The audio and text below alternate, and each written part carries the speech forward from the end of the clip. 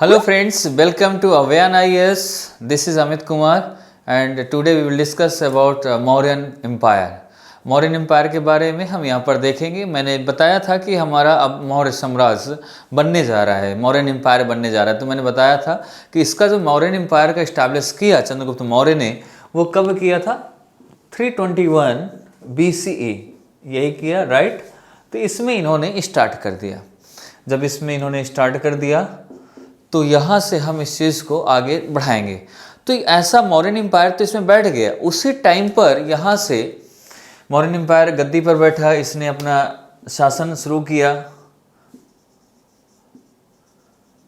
शासन शुरू करते ही इधर की बात अगर करें तो इधर क्योंकि हमने अलेक्जेंडर को देखा कि अलेक्जेंडर कहाँ ख़त्म हो गया था, कहाँ पर? बेबीलोन में इसे मिस्टीरियस बुखार आया, रहस्यमय बुखार आया कोई इसे, और वहीं पर ये ख़त्म हो गए। इनके गवर्नर जनरल्स बहुत सारे थे, तो उनमें से एक था सेल्यूकस निकेटर। सेल्यूकस निकेटर, तो इसने क्या किया सेल्यूकस निकेटर ने कि अब ऐसा है कि इनकी गद्दी पर दूसरा बैठने योग्य नहीं है, तो इसने कहा कि मैं इनका शासन ले लेता हूँ। अब इसका क्या था कि इसने भी, क्योंकि इसने भी देखी थी, मौर्य ने भी बहुत सारी चीज़ें देखी थी, तो इसका भी ये था कि मैं अपना साम्राज्य, और ये ग्रीक से बड़ा इंस्पायर्ड था, अलेक्जेंडर से बड़ा इंस्पायर्ड था, तो इसने भी सोचा कि मैं इंपीरियलिज्म बनूं, यानी साम्राज्य बढ़ाने वाला राजा बनूं। इंपीरियलिज्म,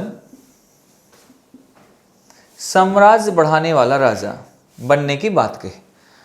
तो अब ये तो बढ़ाने की सोची, इधर ये सेल्यूकस निकेटर इनकी गद्दी पर बैठा और ये शासन करना शुरू किया। तो अब ये भी वहाँ से चल पड़ा, और वहाँ से आते समय इसने आया पंजाब, पाकिस्तान पंजाब वाला एरिया, इस वाले एरिया पर इसने कहा कि ये मेरा है, मैं यहाँ पर शासन करूँगा। तो मौर्य भी उस टाइम पे पावरफुल हो चुके थे। मौर्य ने कहा देखिए ऐसा है ना, इसके लिए लड़ना पड़ेगा, मैं भी नहीं देने वाला हूँ। और वो कह रहा कि मैं, ये मेरा शासन है और मैं, मेरा यहाँ से लेके ग्रीक से लेके यहाँ तक सारा मेरा ही है, क्योंकि वहाँ तक पहले आ चुके थे अलेक्जेंडर के साथ। तो इसके वजह से इन्होंने सोचा कि मेरा ही है। मौर्य ने तब तक कब्जा कर लिया था। मौर्य ने कहा ऐसा तो नहीं होगा, इसके लिए बैटल करना पड़ेगा। तो कहा ठीक है, हो जाए। बैटल हुआ दोनों के बीच, और बैटल में मौर्य डिफीटेड अलेक्जेंडर, इसको हरा दिया। अलेक्जेंडर नहीं, सॉरी, सेल्यूकस निकेटर, ये तो था ही नहीं, सेल्यूकस निकेटर को हरा दिया। सेल्यूकस निकेटर जब हार गए तो इसके बाद इनका एग्रीमेंट हुआ कि चलिए ठीक है। अब इन्होंने कहा कि एग्रीमेंट क्या हो सकता है, कैसे क्या करें। उसी टाइम पर हुआ क्या कि मौर्य ने ही कहा कि देखिए एक तो हार गए, और दूसरा हम इसमें एक संधि कर लेते हैं, एग्रीमेंट, एक हस्ताक्षर कर लेते हैं, तो वो ज़्यादा बेस्ट रहेगा। तो उन्होंने कहा कि अच्छा ठीक है। कैसा? अब चंद्रगुप्त जब लड़ने गए थे, उस टाइम पर इन्हें कहीं से पता चला कि जो सेल्यूकस निकेटर की जो बहन है ना, बड़ी सुंदर है, तो उनका दिल आ गया था उस पर। तो उन्होंने सोचा ऐसा करते, एग्रीमेंट भी कर लेते हैं और शादी भी कर लेते हैं, दोनों काम हो जाएगा।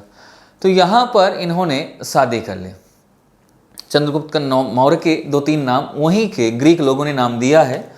ये इनके, क्योंकि इनका नाम कई सारे मिलते हैं, तो एक तो नाम मिलता है सुतकांगडोर, कह रहा हूँ, बड़ा अजीब सा नाम है, मैं आपको लिख देता हूँ, बता देता हूँ, क्योंकि इसका नाम मैं ही बोल देता हूँ। सैंड्राकोप्टस बोलते हैं इसको, सैंड्राकोप्टस।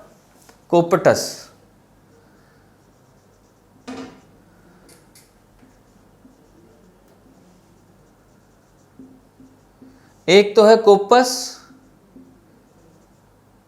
एक है सैंड्राकोप्टस।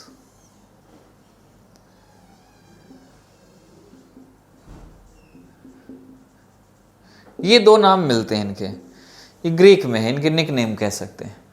इसके बाद इन्होंने कहा कि इन्हें जब युद्ध हुआ तो इन्होंने, इनकी बहन पर नज़र चली गई, तो इन्होंने कहा यार ये तो बड़ी सुंदर है, क्या बात है, इससे शादी कर लें। जो चीज़ मिल रही है, दिल आ गया, जैसे फिल्मों में होता है ना, सेम, तो दिल आ गया तो वो चाहिए। तो इन्होंने सोचा कि एक काम करते हैं, लेकिन उन्होंने दिखाया नहीं वैसा कि मेरा दिल आया। उन्होंने कहा एग्रीमेंट करते हैं, तुम्हारी सिस्टर से शादी करते। और तो इन्होंने कहा कि मुझे क्या मिलेगा, मेरी बहन भी ले जाओगे, लैंड भी ले गए जीत के। तो इन्होंने कहा कि आप ऐसा करो, 500 हाथी इन्होंने वॉर एलिफेंट, यानी जो युद्ध में लड़े जाने वाले, लड़ाई में जाते थे हाथी, वो इन्हें गिफ्ट कर दिया कि ले जाओ तुम भी क्या याद रखोगे कि जीजा ने क्या दिया था। इसके बाद हुआ क्या कि जब जीजा की बात आई साले की, अब जीजा तो बन ही गए मौर्य। इसके साथ इसने सोचा कि काम करते हैं। इन्होंने उसी के बाद यहाँ पर एग्रीमेंट के बाद यहाँ पर क्या हुआ कि अपना राजदूत भेजा, एम्बेसडर राजदूत को भेज दिया। राजदूत को भेजा और यहाँ पर आके उसका नाम था मेगास्थनीज। क्या नाम था? मेगास्थनीज, ये नाम था। ये आया, पहले इनके कोर्ट में आया था, मौर्यन कोर्ट में आया, और मौर्यन कोर्ट में आके ये वहाँ पर पहले देखा कि कैसे शासन चल रहा है, कैसा क्या है। क्योंकि आप देखते हो ना, शादी में कहीं भी अभी भी होता है तो पहले कहते हैं लड़के को देख आने दो कि लड़का कैसा है, कमाऊ है, कैसा शासन है। तो पहले ये था कि जाओ पहले देखो, फिर शादी हम करवाते हैं। तो मौर्यन का एक तो ये बड़ा अच्छा था कि मैट्रिमोनियल अलियांस शुरू कर दिया था, कई शादियाँ की थी इसने, तो ये शुरू कर दिया था, इससे इसका साम्राज्य और बढ़ता चला गया।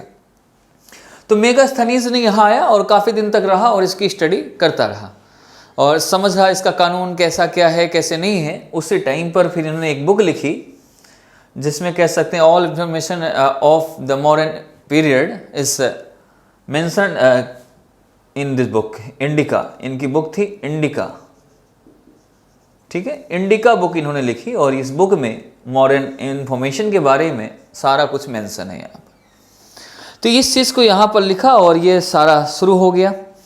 इसके बाद यहाँ पर देखेंगे चंद्रगुप्त का मौर्य का जो शासन था वो बड़ा ही टफ और सारी चीज़ें इनकी चलती थी। इसके बाद इनमें एक चीज़ है, मौर्य को एडवाइस करने वाले कौन थे? तो ये तो अभी जिंदा ही थे। Advised bye Chanakya. चाणक्य कौन? कौटिल्य या विष्णुगुप्त। चाणक्य द्वारा ये एडवाइस, इनके सलाह मिलती थी, सलाह दी जाती थी। ये चीज़ चलता रहा और ये चीज़ें होती रही। इसके बाद धीरे धीरे इन्होंने और बढ़ाना शुरू किया। इस टाइम पर चाणक्य ये चाहते थे, जो उनकी अर्थशास्त्र बुक है, तो चाणक्य ये चाहते थे कि जैसा मैं चाहता हूँ वैसा राजा, उन्होंने सपना देखा था कि राजा कैसा होना चाहिए, इम्पीरियलिज्म, तो वो चंद्रगुप्त में कूट कूट के भरा था इम्पीरियलिज्म के बारे में। और सभी छोटे छोटे राज्यों के जो थे उनके साथ ही इन्होंने अधीन कर लिया था छोटे राज्यों को। और इसके साथ साथ वो चाहते थे कि गरीब से गरीब या शूद्र जिनसे काम नहीं करवाया जाता था उनको खाना लेके देना पड़े, क्योंकि आपके इस राज्य के बंदे हैं, वो राज्य के लोग हैं वो, तो आप उन्हें ऐसा तो नहीं भगा सकते। अगर भाग जाएंगे, दूसरे स्टेट में जाएंगे, दूसरे राजा के उसमें जाएंगे, तो वो आपकी बदनामी हो जाएगी कि अपने उनको खिला नहीं पा रहा तो हमें क्या खिलाएगा। ये बात हो गई। तो इसने क्या किया कि वो चाणक्य ने कहा कि देखिए, एक हमारा राजा, राज्य को चलाने के लिए जरूरी क्या है, राज्य को कैसे चलाया जाए ये जरूरी है। तो इन्होंने कहा ठीक है, क्या है महाराज बताइए, क्योंकि ये बहुत मानते थे, इनके गुरु भी थे।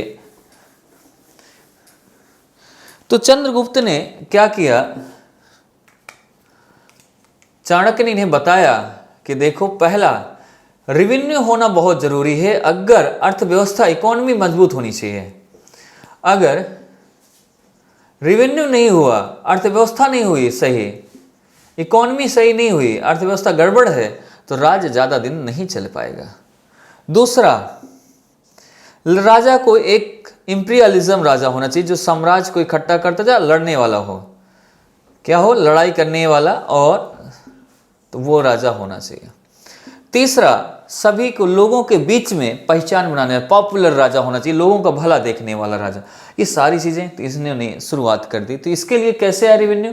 क्योंकि अगर सब काम में लग जाएंगे तो रेवेन्यू ज़्यादा आएगा। कुछ कम फ्री बैठा खिलाएंगे तो वो रेवेन्यू तो जनरेट होगा नहीं।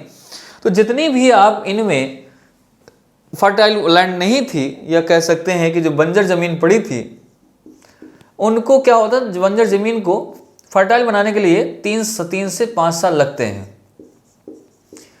तो चाणक्य ने कहा ऐसा करो कि इस ज़मीन को फर्टाइल बनाने के लिए इसमें कल्टीवेशन कराना शुरू कर दो, जुताई कराना शुरू कर दो।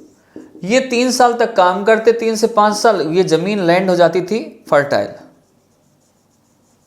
यानी उपजाऊ ज़मीन हो जाती थी। उपजाऊ हुई तो यहाँ पर जो पैदावार होगी फिर सरकार के कब्जे में आई जाती थी, क्योंकि सारी लैंड कह सकते हैं किंग की होती थी।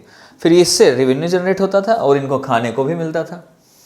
और राजा लड़। तो ये सारी चीज़ें इन्होंने शुरुआत की इसके बारे में। तो यहाँ पर रेवेन्यू ये सारी चीज़ें शुरुआत हुई और इसके बारे में जो मिलता है, क्या पॉलिटिकल स्ट्रेटजी होनी चाहिए, क्या पॉलिटिकल गवर्नेंस होना चाहिए, इन सभी के बारे में शासन और आपकी रणनीति क्या होनी चाहिए, राजनीतिक रणनीति, राजनीतिक शासन कैसा होना चाहिए, इस चीज़ के बारे में अर्थशास्त्र बुक में दिया गया है बहुत अच्छे से। इसके बाद इनका बेटा आया बहुत समय बाद, और बेटा इनका आया, बेटा एक इनका था बिंदुसार। वो पहले बिंबिसार था, ये बिंदुसार हैं, ठीक है। बिंदुसारा ये एक ऐसा पहला लड़का था जो पीसफुल नेचर तरीके से, नेचुरल कह सकते हैं, नेचुरल तरीके से गद्दी पर बैठा। मतलब इससे न लड़ाई करनी पड़ी, न दंगा, न कुछ, क्योंकि पिता ने इतना बना दिया। उन्होंने कहा बेटा गद्दी में बैठ जाओ, कोई दूसरा लड़का था नहीं, ये गद्दी में बैठ गया। बल्कि अशोक को काफ़ी लोगों से लड़ना पड़ा। तो बिंदुसारा गद्दी पर बैठा, और गद्दी पर बैठने के बाद इसमें कब गद्दी बैठा, 297 BCE में ये गद्दी पर बैठ गए। और इनका सिर्फ इतना काम रहा, गद्दी में बैठा। अमित्र घात भी कहा गया है, अमित्र घात। इसका अमित्र घात का मतलब होता है कि दुश्मनों से न हारने वाला और दुश्मन से ना डरने वाला। तो यहाँ पर इन्होंने क्या किया कि इसमें बैठे 297 में, और इसके बाद इन्होंने सिर्फ इतना काम किया कि जो मौर्य का ट्रेडिशन था, मौर्य की जो परंपरा थी कि ग्रीक से और इन लोगों से एक व्यवहार बनाकर आगे चलते जाएं, वैसे ही इन्होंने भी वही चीज़ किया, अपने उस ट्रेडिशन को फॉलो करते रहे और आगे बढ़ते गए, ठीक है।